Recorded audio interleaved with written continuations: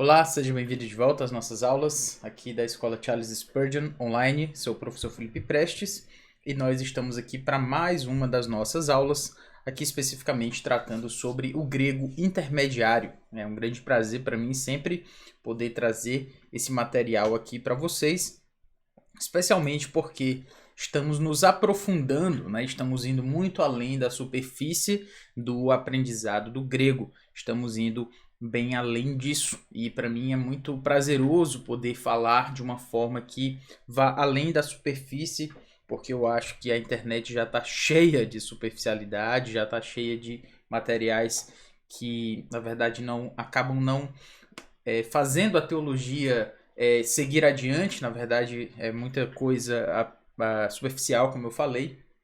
E aqui estamos nós, tratando de grego intermediário, sintaxe do grego. Isso é maravilhoso. Na última aula, desculpe, eu falei um pouco sobre a ideia, né, aqui de... Na verdade, a gente começou aqui a querer falar sobre Apocalipse 11:17, e é a partir daqui que a gente vai seguir. Então, nós começamos aqui com legontes, certo? Legontes, você deve lembrar que vem exatamente do verbo lego, e o verbo lego é o verbo eu digo, certo? É o verbo eu falo, eu digo. Então, nós temos o verbo lego, desculpe aí, mas deve ter sido algum alarme aqui perto. Legontes, se você notar, ele está numa forma diferente. Não é não é nenhuma forma, por exemplo, do presente, né? Lego, leges, leg, legomen, legete, legos. Não é uma forma assim. Que forma é essa? Né? É a forma participial, né? Ou seja, a forma do verbo lego no particípio, que é, no caso, traduzido aqui como dizendo. E agora nós temos a próxima. Quando é interessante porque ele utiliza o particípio e no grego ele nos traz aqui um ponto alto, né? Você deve lembrar que o ponto alto no grego, a gente tem uma diferença em relação às pontuações, né? No grego, nós temos, é bom lembrar que nós temos a pauta, então, temos aqui a pauta, e sobre a pauta nós temos algumas pontuações. Então, no caso, nós temos o ponto, certo? E esse ponto que fica exatamente sobre a pauta, como você está vendo aí, ele é como se fosse o nosso ponto final. Você pode percebê-lo aqui, por exemplo. Mas nós também temos no grego o ponto e vírgula. Isso aqui nós estamos falando do grego. O que significa o ponto e vírgula no grego? No grego, ponto e vírgula, você deve lembrar, trata-se do nosso ponto de interrogação. Então, se o ponto final no grego é um ponto também, deixe-me organizar isso aqui um pouquinho melhor para a gente poder explicar, né? O ponto final no português é ponto final, mas o ponto e vírgula no grego é para nós o ponto de interrogação. Então quando nós vemos o ponto e vírgula dentro de um texto grego, nós sabemos que isso se trata do ponto de interrogação. Nós também temos o ponto alto no grego. E o que é o ponto alto no grego? No português, ele pode ser tanto os dois pontos, como o nosso ponto e vírgula, uma vírgula maior, certo? E por último, nós temos também a vírgula. Mas a vírgula no grego é a mesma vírgula do português. Lembrando que essas pontuações, elas são pontuações que foram aplicadas em termos das edições do Novo Testamento grego. Ou seja, com isso eu quero dizer que o grego ele não traz para a gente, o grego originalmente falando, em termos dos manuscritos e como eles foram originalmente escritos, nós não temos neles uma indicação de pontuação. O que nós temos no grego é basicamente, o que era escrito era basicamente tudo em letra maiúscula e sem espaço e sem pontuação, né? Só que quando a gente tem isso em letra minúscula, nós já sabemos que se trata de um manuscrito mais moderno, né? Mais próximo de nós, já mais adiante aí na história. Isso quer dizer que essas pontuações elas não foram escritas originalmente, mas elas foram uma forma, assim por exemplo como os sinais massoréticos. Os sinais massoréticos do hebraico, você deve saber que o hebraico tem somente letras consoantes. Ele foi escrito basicamente a partir das consoantes. E as vogais, elas foram inseridas depois por esse grupo, né, de estudiosos, os massoretas, e eles fizeram um sistema de vocalização para que pudessem, para que o texto hebraico ele pudesse ser lido por outras pessoas e assim, obviamente, também pudesse ser mais preservado. Então, a pontuação ela é uma forma também editorial, não é autoral. Por exemplo, Paulo, Pedro não escreveram pontuações, eles não escreveram um ponto, eles não escreveram um ponto e vírgula, eles escreveram o texto em letra maiúscula sem espaço. Até porque era assim que funcionava, certo? Se você pensar em termos de formatação, hoje a gente é muito bem servido. Nós temos, quando a gente vai escrever um texto, a gente escolhe se ele vai ficar centralizado, se ele vai estar em negrito, se ele vai estar em itálico, quantos parágrafos vai ter, qual é a distância entre os parágrafos e as linhas, etc. Essas questões editoriais, elas são muito mais fáceis para nós hoje, mas na época do Novo Testamento, quando ele foi escrito, não era assim. Então era tudo escrito em letra maiúscula e tudo isso. Mas as adições editoriais, elas foram feitas exatamente para nos ajudar, para nos dar um apoio, né, digamos assim, na hora da nossa leitura, nós leitores modernos. Mas assim, por exemplo, como lá na sua Bíblia, quando você vir um ponto de exclamação, você sabe que aquele ponto de exclamação, ele não estava ele não estava ali originalmente, mas foi um entendimento daquela versão em inserir ali um ponto de interrogação, porque o tradutor entendeu que ali se tratava de uma exclamação. Então, às vezes a gente precisa falar sobre isso, porque como a gente está falando aqui do termo do grego em termos intermediários, a gente está indo além da superfície, como eu falei no começo. Então são informações que às vezes as pessoas têm como uma espécie de algo que elas, como se elas já soubessem disso, como se fosse algo meio óbvio, mas não é tão óbvio assim. Então fica a informação com relação às pontuações aqui como uma lembrança, uma revisão, mas também a questão com relação ao Novo Testamento grego como foi originalmente escrito. Muito bem, dizendo, e aí nós temos Eucharistumen, certo? Eucharistumen. Se você notar aqui, Eucharistumen, ele traz a ideia de, se você lembrar aí um pouco do estudo das palavras, no grego nós temos esse prefixo eu. Normalmente ele traz uma ideia de bom, certo? Normalmente a ideia geral, digamos assim, em relação quando nós vemos essa expressão eu, na verdade esse prefixo eu, assim por exemplo no português quando a gente diz acéfalo, por exemplo, acéfalo, apatia, esse prefixo a ele indica negação. Então, a apatia, pathos, tem a ver com sentimento. Então, a apatia é alguém que não tem sentimentos ou não expressa sentimentos. O acéfalo, kéfalos, tem a ver com, kefalê, melhor dizendo, tem a ver com cabeça, né? Então, acéfalo é alguém que, ou alguém que não tem cabeça, né? Nesse caso. Então, Eucharistumen, esse eu é um prefixo também que tem em si um significado, e esse significado geralmente indica uma ideia de bom, certo? Então, quando a gente tem Eucharistumen, é uma expressão, né, exatamente de onde a gente tira a palavra Eucaristia, por exemplo, né? E a ideia de Eucharistumen é a ideia de ações de graças, né? Eu dou ações de graças, eu entrego ações de graças, graças nós damos. Então, essa é basicamente a ideia aí do Eucharistumen, certo? Novamente aí, infelizmente o barulho tá vindo. Mas vamos lá. Eucharistumen. Então, Graças te damos. Eu acho muito interessante quando isso acontece, porque, como você pode notar, Eucharistumen é uma palavra só no grego. Mas, no português, ele precisa virar três, né?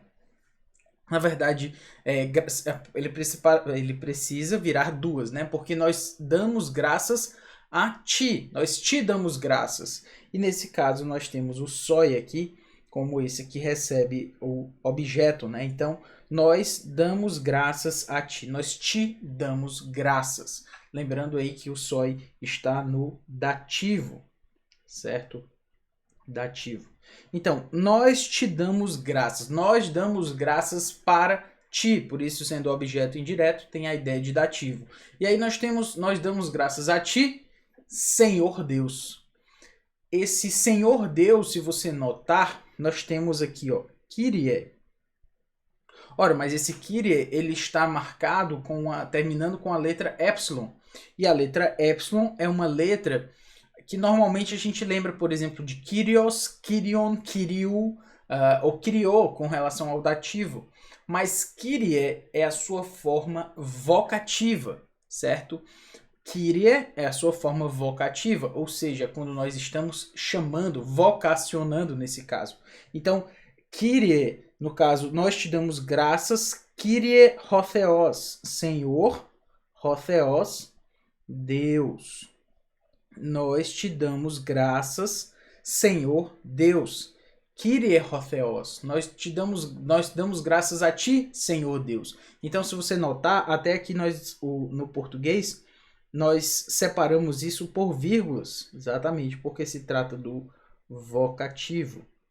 Nós te damos graças, ou damos graças a ti, Senhor Deus. Novamente, nós temos a palavra Pantocrator. Pantocrator. E como você já sabe, a palavra Pantocrator traz a ideia de o Todo-Poderoso. Então, Senhor Todo-Poderoso, Senhor Deus Todo-Poderoso, Senhor Deus Pantocrator. Lembra disso, lembra do panto, né? Como eu já falei com relação à ideia de todo, e Krator com relação à ideia de poder, né? Então, todo-poderoso. Então, te damos graças, Senhor Deus, Pantocrator, todo-poderoso. E aí nós temos, seguindo adiante, Ro'on. Como nós já temos mencionado nos outros versículos, Ro'on, você tem o verbo eimi, basicamente aqui, o verbo eimi, na sua forma participial. Ou seja, aí nós estamos tratando daquele que é, certo? Aquele que é. É assim que foi traduzido, né? Nós damos graças a ti, Senhor Deus, que és. Eu acho bem interessante essa forma de traduzir, porque, como eu falei, né? Literalmente literalmente ou aquele que é. Nós temos um artigo mais um verbo no particípio, e por isso que nós temos aí que és, ou aquele que é. De qualquer forma, o artigo ele transforma esse verbo participial num substantivo, certo? E assim nós temos essa possibilidade dele aí. Então, nós te damos graças, Senhor Deus Todo-Poderoso, que és. Kai Roen, nós temos i Roen, e que eras. E que eras.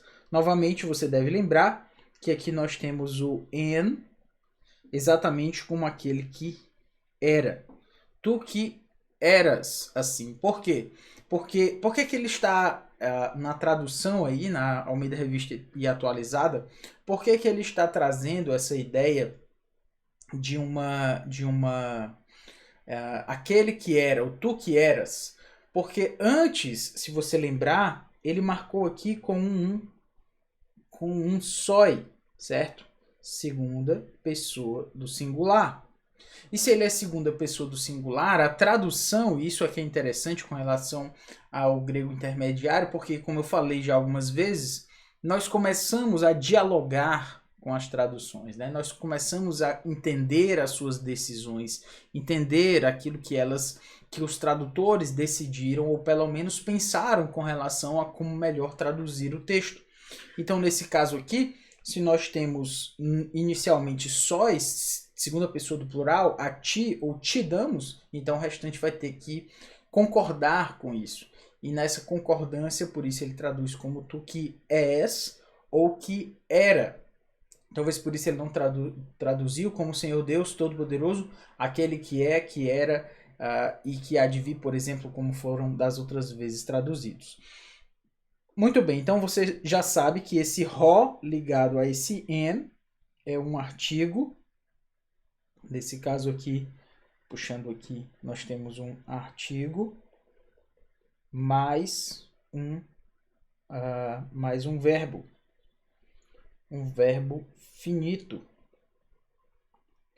E esse papel aqui do artigo vai ser então de ser um substantivador.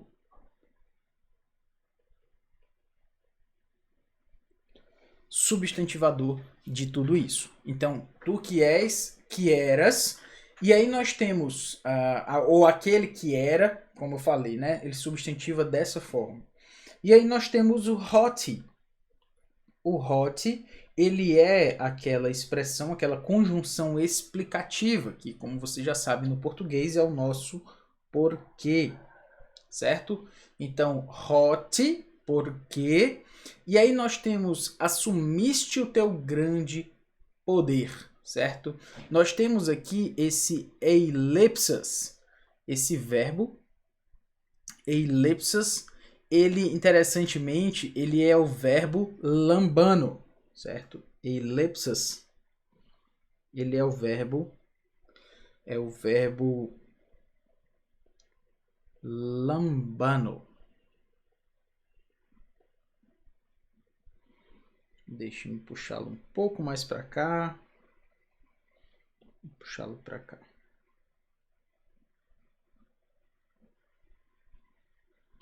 Então, nós temos aqui o verbo lambano, certo? Mas a forma do lambano, nesse caso aí, ele está na sua forma indicativo perfeito, certo? Segunda pessoa do singular novamente por conta do tu lá do soi, certo? Então essa é a ideia que nós temos aí, porque tu assumiste, como foi traduzido aqui, porque tu recebeste, né? A ideia do lambano é essa, né? Eu recebo, eu tomo, né? Então, nesse caso aí, ele assumiu. Então, porque assumiste, elipsas, assumiste. E aí, como foi traduzido aqui como assumiste, e aí nós temos ten dynamin. Assumiste o poder, ten dynamin, o poder. E aí nós temos aqui, ó, su. Lembra de dynamis, que significa poder, e logo depois nós temos teu, su, né? No caso aqui, teu. Por que o su significa teu? Porque o su está no genitivo. E você deve lembrar aí que normalmente o genitivo nos traz a ideia de posse. Então, trazendo a ideia de posse, nos traz essa ideia aí, porque assumiste o teu poder. E aí nós temos ten megalen, o teu grande poder. Lembra de mega, mega. Então, megale significa a ideia de grande. Então, o teu grande poder, certo? Cai e aí a gente tem um outro verbo aqui, ó. Ebasileusas. Ebasileusas, você deve lembrar, por exemplo, da palavra basileia. Basileia significa a palavra grega para reino, certo? Então, basileo é o verbo que significa eu reino. Basileo significa eu reino. Então, basileusas traz a ideia de eu reino, que reina, né? E passaste a reinar. E passaste a reinar é interessante porque um verbo está no perfeito e o outro verbo está no aoristo. A partir da perspectiva do aspecto verbal, a ideia do eilepsis aí como sendo perfeito traz a ideia de uma visão muito apurada, assim, muito próxima da realidade. Tu assumiste o teu grande poder. Então, na verdade, a perspectiva do autor é mostrar algo muito próximo da forma como está de fato acontecendo. E Basileusas, então tu assumiste esse grande poder e então passaste a reinar. Então esse passaste a reinar tem uma perspectiva já mais ampla, né, do aoristo. Então ele não chama a atenção de uma forma tão próxima como o perfeito, mas ele traz essa ideia mais ampla aí do aoristo de algo que foi visto como um todo. Lembrando que não se trata aí basicamente do tipo de ação, que no caso seria o action sort, que é aquela ideia de que o verbo ele indicaria o tipo de ação.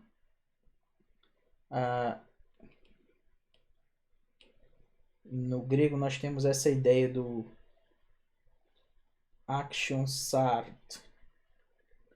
O action sort, ele é a ideia do tipo de ação, né? Como você já deve ter ouvido falar, que no grego tem aquela ideia do presente ser a ideia de um tipo de ação contínuo e o passado.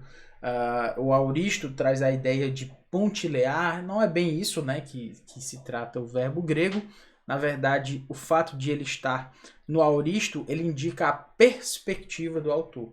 Então, diferente disso, na verdade, no grego, nós estamos falando do aspecto verbal. E o aspecto verbal, ele diz respeito à perspectiva do autor com relação à ação, como o autor decidiu descrever a ação. E ele decidiu descrever a ação, nesse caso aqui de Basileusas, a partir do aoristo.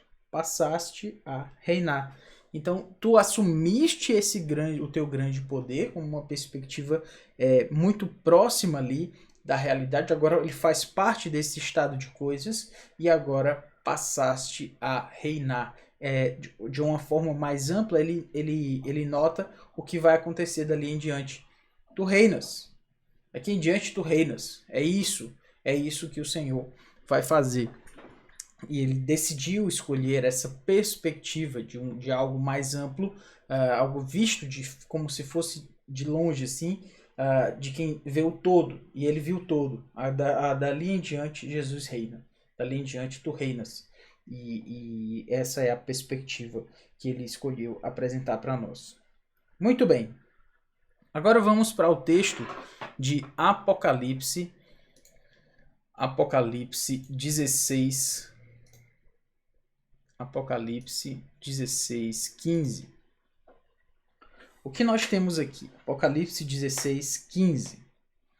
Nós começamos aqui esse texto com Cai, certo? E o que é interessante é que normalmente a gente traduz a ideia do Cai como I. Se você lembra um pouco, essa normalmente é a nossa tradução, né, para o Cai, é o nosso E. Ou também, a palavra também, né? Mas no caso, aqui ele não foi traduzido assim. O Cai, nesse caso, ele foi traduzido por então. Então, aqui ó, então.